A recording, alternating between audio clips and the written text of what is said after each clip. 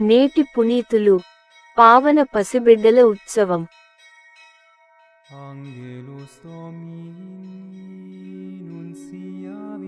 యేసు రక్తము మనలను పాపములన్నిటి నుండి శుద్ధి చేయును. శనివారం, డిసెంబర్ 28, 2024.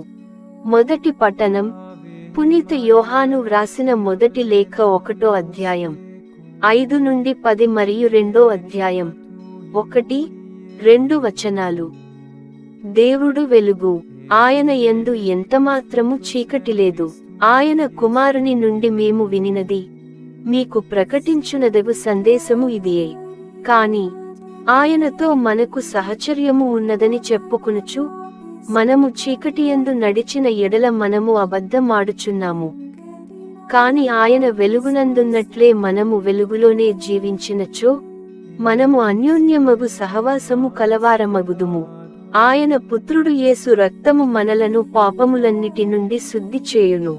మనయందు ఎట్టి పాపము లేదని మనము చెప్పుకొనినచో, మనయందు ఏమాత్రము సత్యము లేకుండుటే కాక ఆత్మవంచన చేసుకొనిన వారము అగుదుము. కాని దేవుని ఎదుట మన పాపములను ఒప్పుకొనినచో, ఆయన మన పాపములను క్షమించి మన అవినీతి నుండి మనలను శుద్ధి చేసి నీతిని చేకూర్చును. కనుక ఆయన విశ్వసనీయుడు, నీతిమంతుడు. మనము ఎట్టి పాపములను చేయలేదని చెప్పుకొనినచో, మనము దేవుని అసత్యవాదిని చేసినట్లగును.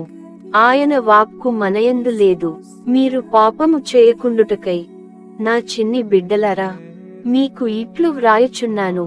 కాని ఎవరైనా పాపము చేసినచో మన కొరకు తండ్రి సమక్షమున న్యాయవాదిగా విన్నవించుటకు నీతిమంతుడు యేసుక్రీస్తు మనకు కలదు. క్రీస్తే మన పాప విమోచకుడు. మనకే కాదు, మానవులందరి పాపములకు ఆయన విమోచకుడు. ఇది ప్రభువు వాక్కు.